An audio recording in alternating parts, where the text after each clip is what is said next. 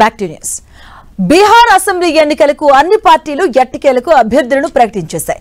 దీంతో ఎవరు ఎక్కడ పోటీ చేస్తారు అనే విషయంపై ఎన్డీఏ మహాగఠబంధన్ కూటమి నేతలకు క్లారిటీ వచ్చేసింది. మొదటి విడత పోలింగ్ వచ్చే నెల 6వ తారీఖున జరగబోతుండగా ఇక ప్రచార పర్వం ఊపందుకోబోతుంది.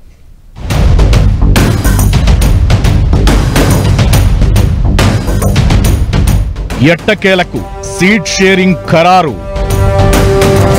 బీహార్ ఎన్నికల్లో మొదటి విడత పోలింగ్ కోసం నామినేషన్ల పర్వం ముగియగా మహాగఠబంధన్ తన భాగస్వాములతో ఏ సీట్లలో పోటీ చేస్తుంది ఓ క్లారిటీ ఇచ్చింది.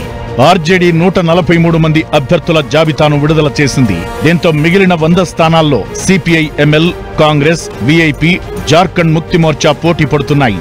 కాంగ్రెస్ గత వారం విడుదల చేసిన 48 స్థానాలకు అదనంగా మరో 6 సీట్లకు అభ్యర్థులను ప్రకటించింది. దీంతో ఆ పార్టీ 54 సీట్లలో పోటీకి దిగుతున్నట్లయింది. సిపిఐ ఎంఎల్ 20 సీట్లలో పోటీ చేస్తుండగా జార్ఖండ్ ముక్తి మోర్చా 6 అభ్యర్థులను ప్రకటించింది. మరో 20 స్థానాల్లో సిపిఐ, విఐపి సహా మరికొన్ని భాగస్వామ్య పార్టీలు పోటీ చేస్తున్నాయి.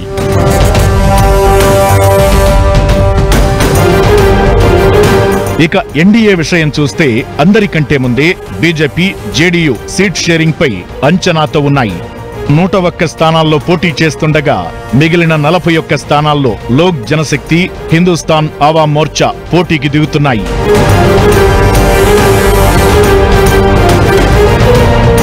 మరోవైపు ఈసీ షెడ్యూల్ ప్రకటించిన రోజు దగ్గర నుంచి ప్రస్తుతం వరకు రాష్ట్రంలో భారీ ఎత్తున నగదు పట్టుబడుతోంది. దాంతోపాటే మద్యం, నగదు, డ్రగ్స్ తో పాటు ఓటర్లకు ఉచితంగా పంపిణీ చేసేందుకు తీసుకువెళుతున్న వస్తువులను స్వాధీనం చేసుకుని సీజ్ చేశారు అధికారులు. స్వాధీనం చేసుకున్న వీటి విలువ 64.13 కోట్లుగా తేలగా అందులో 23.41 కోట్ల విలువైన మద్యం, 14 కోట్ల విలువైన వస్తువులు ఉన్నాయి. ఇంకా 16.88 కోట్ల విలువైన డ్రగ్స్, 4.19 కోట్ల నగదు అధికారులు స్వాధీనం చేసుకున్నారు.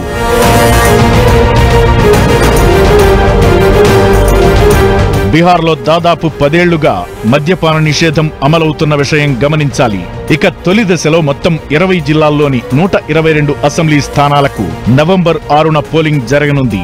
నవంబర్ 11న రెండో దశ పోలింగ్ జరగనుండగా నవంబర్ 14నే కౌంటింగ్ రిజల్ట్స్ రానున్నాయి.